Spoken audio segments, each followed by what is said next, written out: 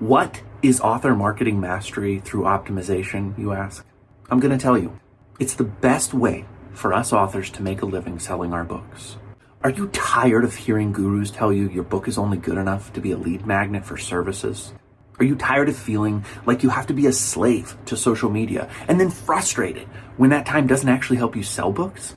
I was too, until I found Ammo. Ammo is the only program that reliably produces results, and it works for anyone. Is it hard work? You bet.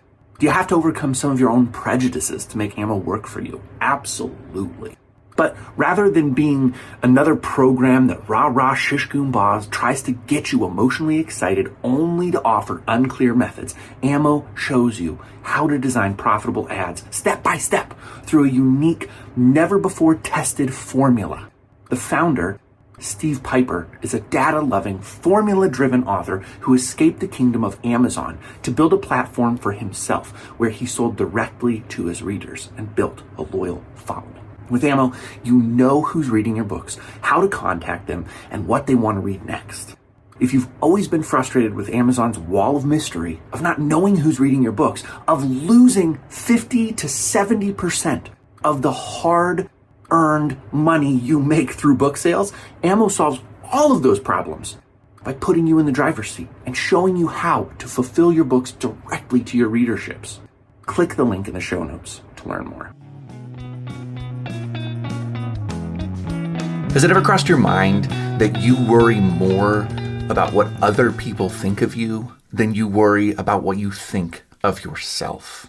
Have you ever been in a moment in your life where you've heard people say, slow down or you're going to experience burnout? And even though there was no sense anywhere in you that burnout was even remotely possible, you slowed down because you were worried that they saw something you didn't? Have you ever been utterly convinced that other people know better than you about what's best for you? There are so many teachers out there who will harp on this reality, I'm using air quotes, you can't see me, that we are self-deceived and we don't know what's best for us. And so we need to learn from them what's right for us. This is TRBM, a podcast for authors who are serious about earning a full-time living selling books to readers. I'm the host, Jody J. Sperling, and each episode I'll share with you practical tips on marketing and selling your books. And I won't hold anything back. Sometimes I fail. Every time I do, you'll know it. Sometimes I succeed. And when I do, I'll give you my step-by-step replay so you can succeed too. Thanks for listening. There are a lot of areas in life where it is helpful to have outside perspective. In fact, I would argue that without outside perspective, the chances that you will achieve your dreams, no matter how large or small, are minute to non-existent. But before you can achieve anything, you have to understand what really exists, what is true of yourself, and you can't rely on anyone else to tell you what is true of you. You can rely on people to tell you where you're deceived about what it takes to get where you're going. You can rely on other people to give you a roadmap to get where you want to go. But if you don't know where you want to go, you are not going to get where you hope to be. That almost sounds like a contradiction, doesn't it? You want to go somewhere, but you don't know where you're going or how to get there. Think of it this way. Suppose that you live in a little town called Oakland, Nebraska, and you know that you want to get to Omaha, Nebraska. My cat has the zoomies, by the way, if you heard that. There are an abundance of different roads that I can take to get to Omaha. I could literally start heading out north and just go north as long as I could, and eventually I would get to Omaha.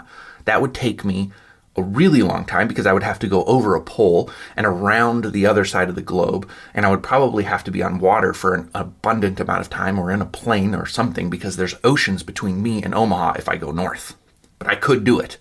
Getting where you're going means moving. But getting there in the best, least energy cost way is what we should all hope for.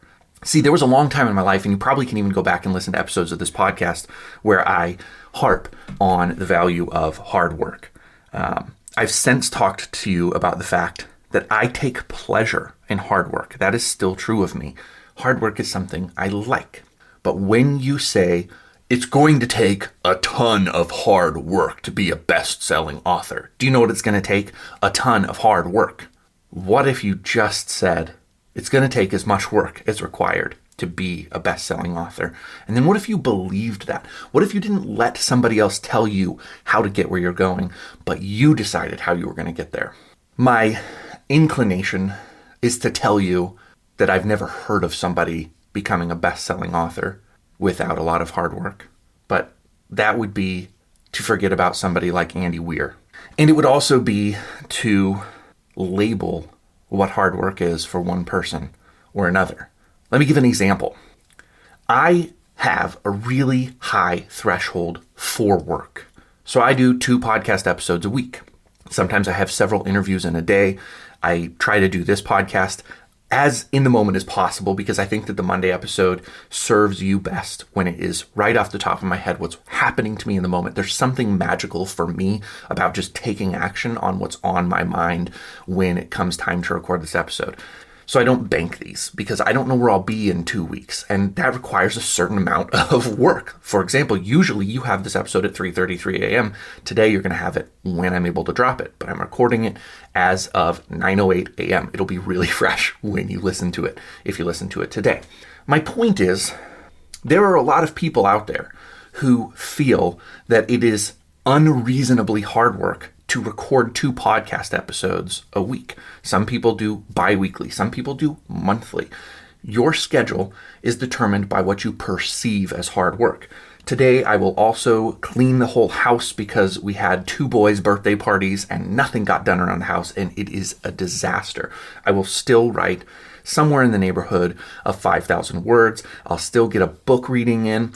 I will do a ton of stuff today, and it'll feel busy. It will feel busy to me. It will feel like I never stop until late tonight, by the time everything I intend to get done is done. But you know what it won't feel like? Terribly hard work. It won't feel like terribly hard work for me. It would if I continued at that pace with no breaks, no novelty, no newness, no changes. Then it would start to feel heavy for me. Sometimes I get into Friday going at the basic pace that I'll be going, and probably will happen this week with Thanksgiving coming up. I will feel weight, and I'll want to relax. Because that's the other thing. I love hard work, but I am also a champion chiller. I love to sit around. In fact, given the opportunity, one of my favorite things to do is just listen to an audiobook with a football game or a baseball game on the TV and literally do nothing. Just listen to the book, enjoy whatever book I'm listening to on audio, watching a football game, and the world can be happening around me and I'm just chilling. I like that as well. And that for me feels great.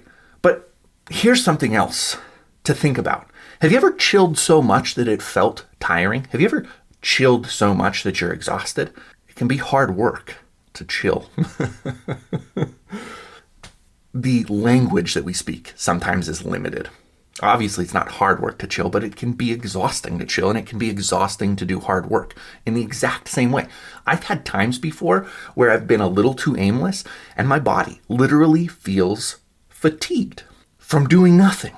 The muscles are just I can't possibly do anything after doing nothing for so long. And it's the same feeling as getting off the treadmill and being like, wow, I'm really fatigued. I can't hardly lift my legs. The point that I hope you're getting is that your experience needs to be what is at the foundation of what you do. If it's hard work, then change what you're doing to lighten the load. But don't change the destination. If you want to get there faster, figure out what you need to do to get there faster. If you want to go higher, figure out what you need to do to go higher. And I guarantee once you know where you want to go, you can find the people to get you there. But if you don't know where you want to go, you can't find the people to get you there.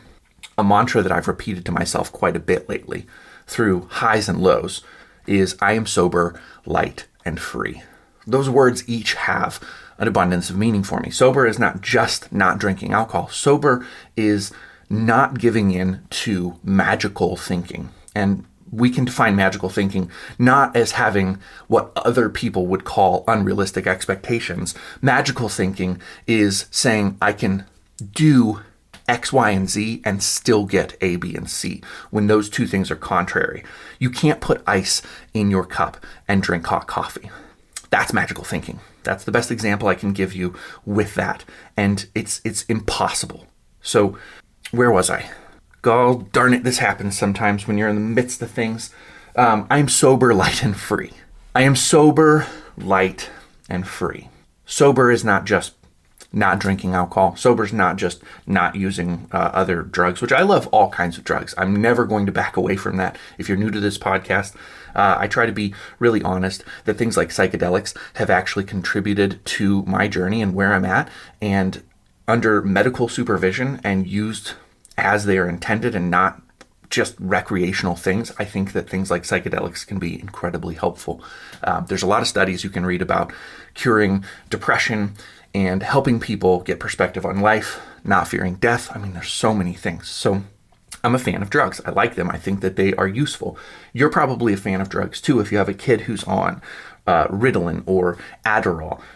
If you yourself are taking something to combat type 2 diabetes or hypertension, you're a fan of drugs. You just have a difference in your brain about how you think about them. So setting that on the table, sober is the use of any substance only to enhance the correct view of the world around us, to escape magical thinking. Sobriety covers a vast scope of the world. Sobriety is not eating 10,000 calories, but then claiming you want to be thin. All right, light, sober, light, and free. I am light. Light for me does actually mean weight. I'm not as heavy as I currently am. My body feels heavy to me because I've really been going all out with food. The other night I was talking with my wife. We were doing our evening walk. And I said, sometimes I think about going back to cigarette smoking because when I smoked, I was thin. And I had remained thin my entire life. I would go to the gym and exercise, but as a cigarette smoker, I just didn't gain a lot of weight because I didn't fuss and eat all the time. And I stayed relatively thin all through smoking anything, even when I changed to vaping. I just stayed thin. After I quit vaping, I started gaining weight. Now, there's people who don't gain weight when they quit smoking. It's a common side effect of quitting smoking because your fingers want to be busy at something, and so you snack a lot more, and you're looking for that pleasure high, that hit, that opposite of sobriety, and you can get it from food. And I've done that. I'm guilty. I've gained a ton of weight, fully clothed, standing on the scale at the hotel this week when the boys were at the birthday party. I was 262 pounds. So that felt really discouraging. That's 12 pounds more than I thought I was. And I'm closer to 300 now than I am to 200, which is terrifying. I've got a lot of work to do, folks, in getting back under control and being light. My body feels heavy. I hate this feeling. So being heavy for me is a lack of sobriety, as well as it's the opposite of light. So I want to be sober, light, and free. And free has all kinds of connotations. Free means free to spend what I want, free to, ironically enough, eat what I want, free to drink what I want. I've got a good friend named Randy right now that we're having some conversations about real actual sobriety from alcohol, the kind where you're like, I think alcohol's a problem for me. And so free means I get to eat and drink what I want, but that my wants are aligned with honest, sober thinking. Free means spending money like I want, and wanting to spend money in ways that are beneficial to me, to my wife, to my children, to my future, to the world around me, to my neighbors, to my city, to my town, to people with problems. I mean, listen, I am no hater of millionaires and billionaires. I am cheering for there to be somebody in the United States who has a net worth of $1 trillion. I think that would be fantastic. I think that would be great. Hopefully the person who does that is also incredibly generous and giving. I'm not the kind of person who looks at the wealthy and thinks, oh, we should tax them and tax and tax and tax and take all of their wealth and distribute it to the poor. I'm not that kind of person. I believe that you are worth your wages. I believe that the work you do is worth the wages you earn.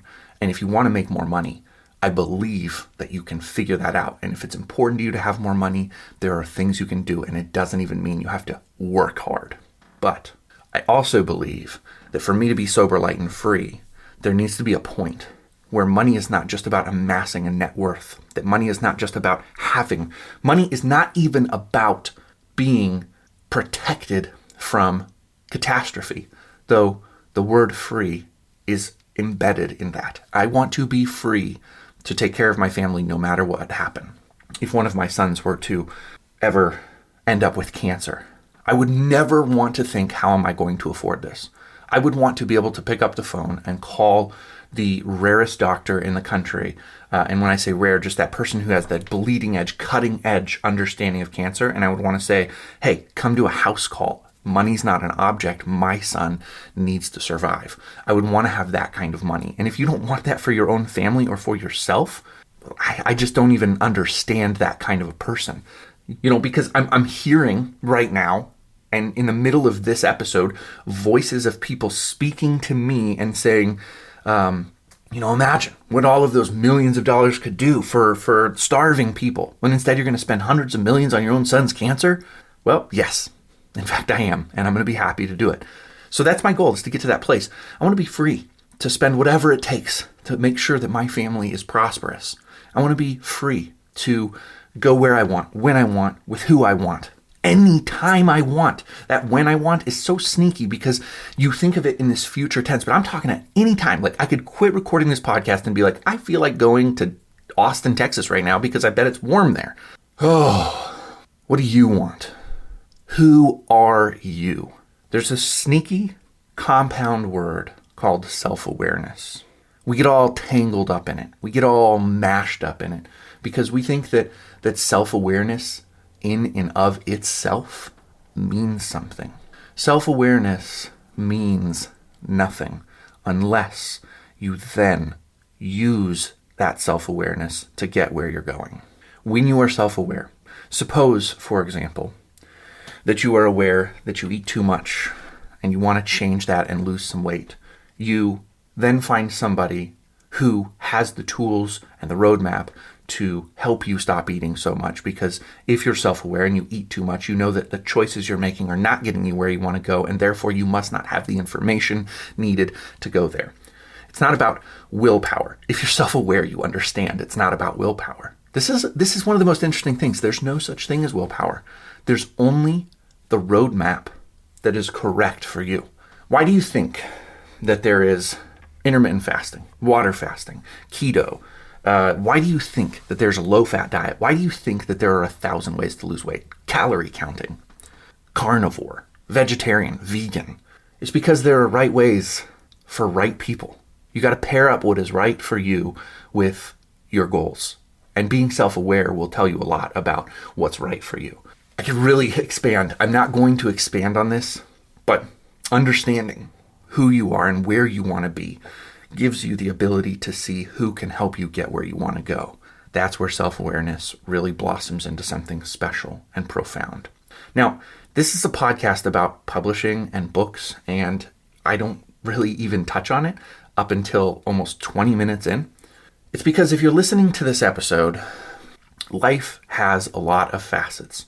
Your whole life is not writing. Your whole life is not publishing. Your whole life is not marketing your books. I'm fully of the belief that having a roadmap includes, how does your family fit into your writing? How do your friends fit into your writing? How do your readers fit into your writing? How many readers do you want? How do you want them to engage with your book and consume it? Are you valuing the page or the screen or the earbud? And if you value the screen, do you value moving pictures or static words or something else? You'll be really surprised by how understanding these questions, this self-awareness, will shape the journey you take. I've been thinking a lot about ammo. You probably heard the ad already. And if you've heard it a million times, maybe today's the day you clicked on it. And you learned that Steve Piper can all but guarantee, if you join his program and learn his methods, you will sell lots of ebooks, also audiobooks. There are people in the program who also sell an abundance of paperbacks, but for the most part, you're going to sell ebooks. That's what the program exists to do. And there's a lot of profit margin in ebooks. People who buy ebooks give you 90% of the profit if you do the program like Ammo teaches you.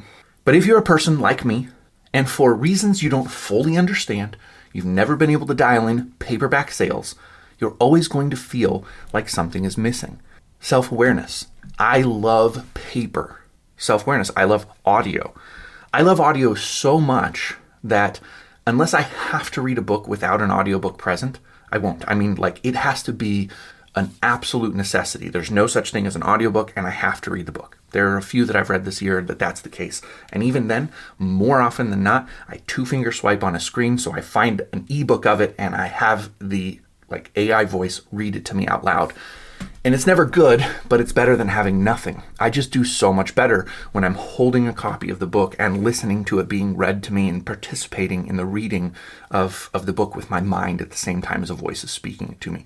That's how I consume books. Knowing that about myself, every book I have currently published that has an audiobook in it now has a QR code on the very first page where you can get a free copy of the corresponding audiobook. There are a lot of people who would say, well, Jody, you're leaving a ton of money on the table by doing that. And you're probably right. I am leaving money on the table because nobody has to buy my audiobook unless they just want the audiobook, because here's the reality. There are a ton of people out there who don't want to read paper. My wife is one of those people. Almost every book she reads, in fact, I can't remember the last time I caught her with a physical book in her hand, but she reads hundreds of books a year via audiobook. So she would buy my book. And readers like her would buy the audiobook. Self-aware. What do you want? Would you be satisfied if all your readers were audiobook listeners? Would you be satisfied if all your readers were paperback readers? Would you be satisfied if all your readers were ebook readers? The reason these questions are important is because you are going to be chasing a difficult dream already. And if you get somewhere and realize you weren't meant to be there, that's going to be pretty disappointing. Not only that, but how can you measure a sense of progress if you're going the wrong direction? Calling all self-published authors. If you live in the United States and you've always wanted to see your books in bookstores, this may be the most important ad you'll hear in 2023. Listen carefully. No matter where you are in your publishing journey, it's not too early to position yourself to pursue brick-and-mortar bookstore distribution. But if you're a self-published author, you've probably heard, getting your books in stores is next to impossible. That's no longer the case. For just $5, you'll receive a lifetime membership to the Self-Published Author Co-op. When you join, you'll have access to a members-only community with a detailed roadmap on how to get your books ready for bookstore distribution. Joining our community does not guarantee bookstore distribution, as there's a limited availability each month to be a featured author. And that's why the cost of a lifetime membership is less than a cup of coffee. Whether you're just about to publish your first book or you're selling thousands of copies a month, if you don't have your books in bookstores, the Self-Published Author Co-op is the easiest, most efficient way to get national distribution of your books. Click the link in the show notes to join now. I mean, again, you go far enough north, you're going to wrap around the whole globe and get where you were going, but that's a lot more time spent, that's a lot more work, that's a lot more yada, yada, yada, so on and so forth. Having the roadmap helps. This is really important when it comes to questions like, how many readers do you want? How do you want to engage with your readers? Questions I asked earlier. If you want 1 million readers, what kind of actions do you need to take to get 1 million readers? If you want to have some kind of relationship with your readers, do you need to have a newsletter? Do you need to have a podcast? Do you need to appear on other people's podcasts? Do you need to go to bookstores? Do you need to go to conventions and expos? How do you want to appear to your readers? These questions will dictate how you start to build your life. And if you don't address them, then don't be surprised when you don't get where you want to be. I had a acquaintance, fellow writer. She writes mysteries. She's a bestseller on Amazon. She does not want to be on podcasts. She does not want to appear in front of her readers. She wants to pump out books, and she wants her readers to read her books, enjoy them, and get the next one. She's remarkably successful at that. I think about her journey, and I think there's no way that would be satisfying to me. I wouldn't care that hundreds of thousands of dollars were coming in the door, and she has literally hundreds of thousands of dollars coming in the door from Amazon every month because of her book sales. Quite a bit of it's going out the door to buy the ads on Amazon. But, I mean, she's making a lucrative living as an author, selling mostly ebooks, but some paperbacks. She doesn't even necessarily care that much that she's not getting the reader information. She's really focused on just running an ad, not putting too much energy or effort into it, getting the readers and writing the next book. She wants to be out of the public eye. If that were me, I would feel deeply unfulfilled because I want the actual relationship, the engagement with my readers. So important to know that, because if you get to where she is, but you are trying to get where I want to go, it's going to be disappointing. It's great to pay the bills, but the best way that I can explain this feeling for you, if it's not already hitting home, is imagine being in a job where you made the most money you've ever made, but going into work was torture because you hated the kind of work you had to do. It's hard to believe that you could be a best-selling author and feel like you'd created that for yourself, but I can promise you that I have experienced a taste of that with the author journey. Spending a lot of time writing stuff that I didn't want to write because I thought it was what I had to do to get the attention that I wanted. So be clear on what you want. Don't let people tell you anymore what is right for you, what is good for you. One thing I'm pretty sure I know is that if you want millions of readers, you're going to have to do some pretty uncommon things. You're going to have to be willing to engage in some pretty uncommon behaviors. And when I talk about that, I mean, you're going to have to, you don't have to, listen, just hear me out here. It is very likely that if you want millions of readers, you have to be willing to work 16, 18-hour days pretty frequently. You have to be willing to travel pretty excessively. You have to be willing to do a lot of unpalatable things.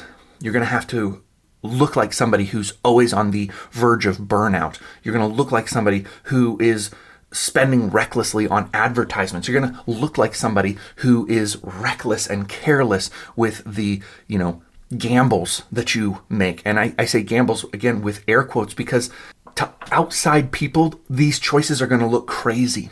People are going to be like, oh, how much do you really make, though? How much do you net? Okay, because if you spend $200,000, but you only make $210,000. Well, then my cousin Johnny who works at McDonald's is actually richer than you. Yeah. Only in present dollars, for one, but the money you spend is still creating jobs for people at Amazon. It's creating pleasure for readers. I'm not, again, going to expand on that.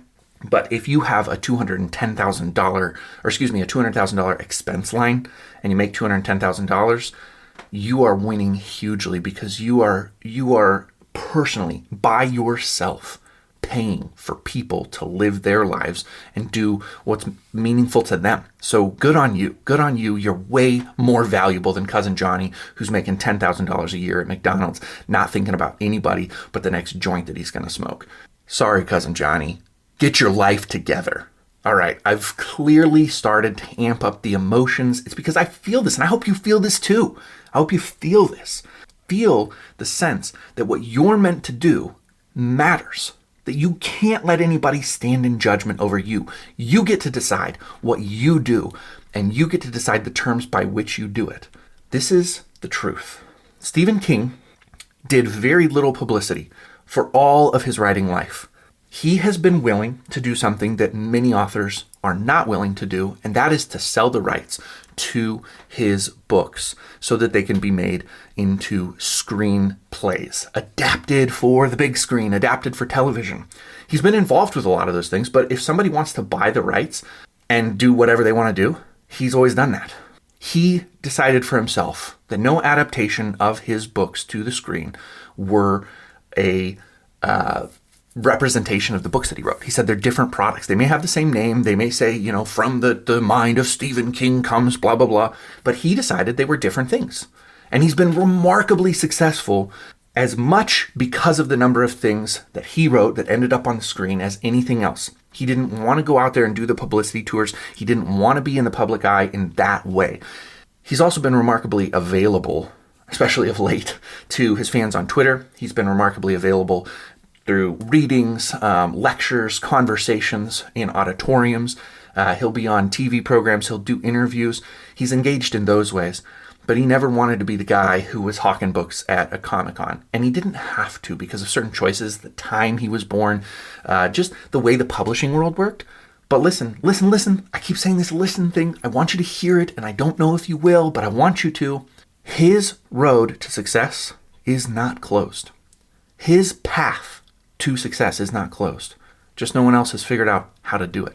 I bet you if you had the musings of Stephen King from Carrie through to Holly, he likes single word titles with women's names apparently, from Carrie all the way to Holly, I bet you could get a fairly clear picture of what it takes to do things the way that he's done them and repeat that process just the same way that he did. You can become an author who does most of their career with just Viking. You could become the author who is represented by a press and doesn't have to make all of the choices that some of us do. Those authors still exist. You've heard it said that is disappearing, but it's not disappearing. Things are shifting, but that's because most of us want them to shift. We are currently in a state where the majority opinion is a certain way. That, they're not house authors anymore, or not very many of them. I just wanted to point that out, that his path is not closed. It's just currently not popular.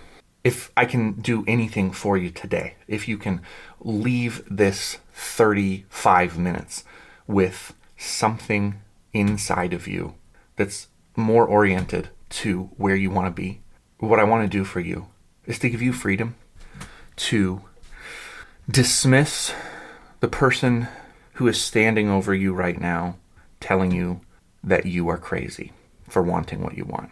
Whoever just came to mind for you, whoever that person is, I want to give you permission to tell that person off in any way that seems correct to you. Tell that person to get lost. If somebody comes to your mind and you don't know how to tell that person off in a respectful and loving way, and it is your desire to do that, reach out to me.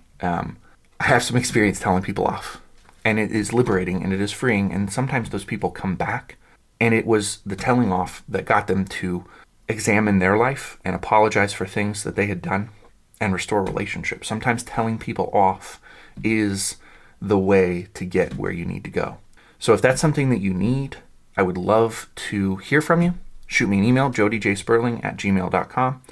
Comment on Substack. If you follow me here on Substack and listen to the podcast locally, let me know that there's somebody you'd love to tell off. We can arrange a conversation. I will clear space on my calendar to talk with you if there's somebody you need to tell off.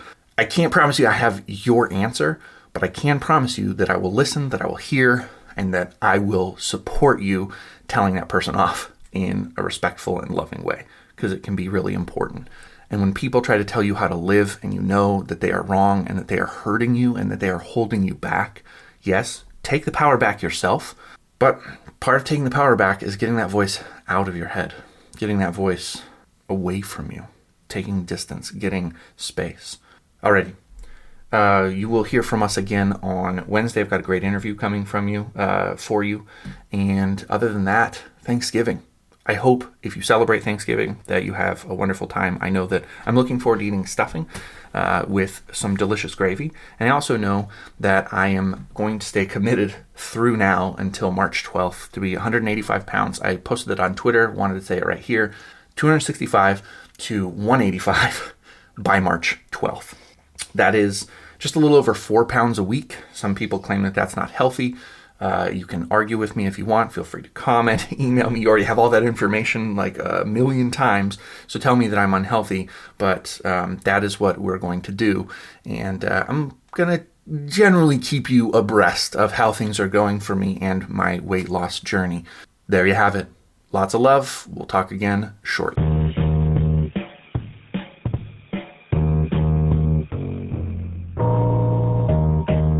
Thank you for listening to TRBM. The theme music was provided by the ever-talented Christopher Talon. And hey, if you liked what you heard, share this show with other readers, because what's the point of telling stories if nobody's listening?